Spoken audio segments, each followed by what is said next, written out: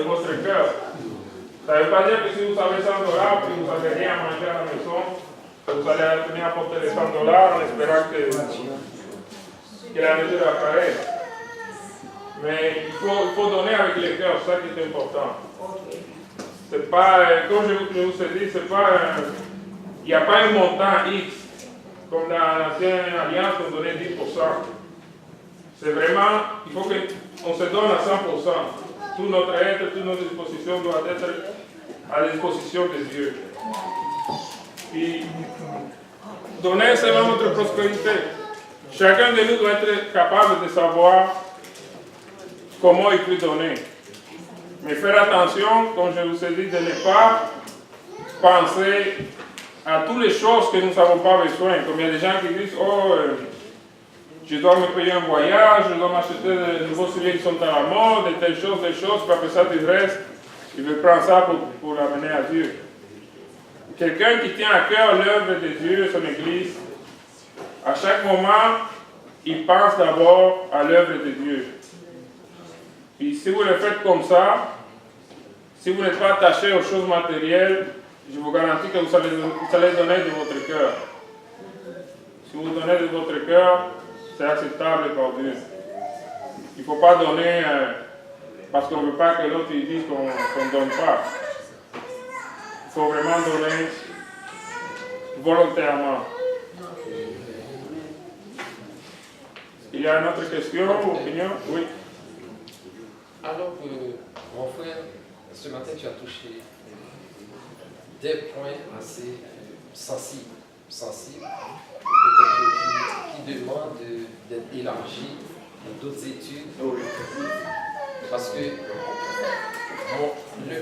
le sujet, c'est donner. Oui. Donner à Dieu. Et qu'est-ce que l'Église a à se partager entre elles. Et je me souviens, frère Frédéric avait frôlé un sujet, à savoir que les relations entre frères et sœurs dans l'Église, et c'est bizarre de voir que même un numéro de téléphone, par exemple, vous pouvez avoir de l'hésitation de demander à un frère ou à une sœur. Comment vous pensez qu'on peut donner à 100%?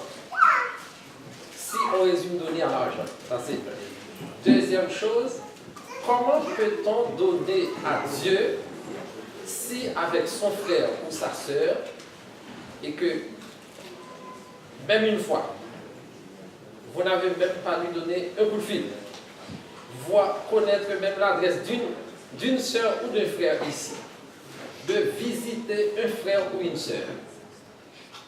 Comment peut-on être dans l'église et puis on connaît l'adresse de quiconque ici?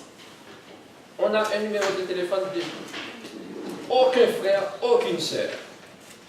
On parle, si ce n'est qu'ici dans cette assemblée, aucun frère, aucune sœur.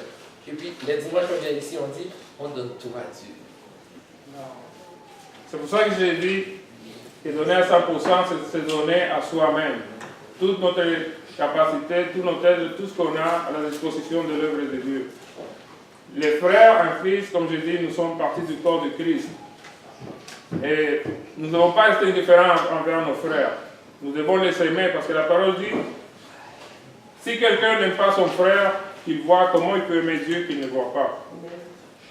Donc, c'est sûr que sur le système et le monde qu'on vit, on est beaucoup de frères, puis c'est difficile, en dehors de la congrégation, d'être ensemble, de se réunir, de se voir, de se visiter, à cause du système de vie qu'on vit.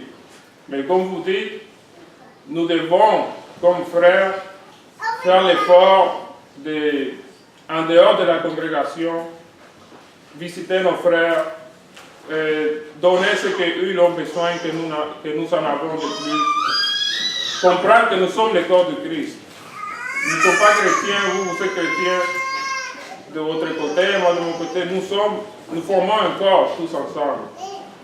Donc, pour que ça soit fait correctement, nous devons aimer nos frères. Comme la parole dit, si quelqu'un n'aime pas son frère, peut voir comment il peut aimer Dieu qu'il ne voit pas. Donner à 100%, c'est vraiment se donner c'est se donner soi-même au complet, pour Dieu, pour son œuvre, pour les frères qui font partie du corps de Christ. Alors, je ne sais pas si j'ai répondu à votre question.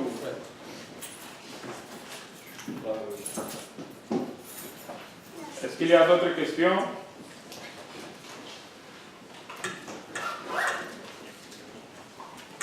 Bon, merci beaucoup de m'avoir écouté et que Dieu vous bénisse. Amen.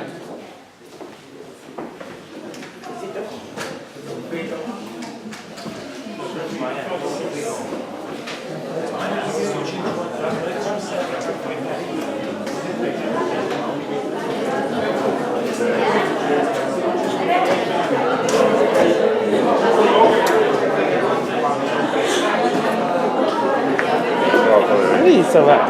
Alors, on va voir un petit moment.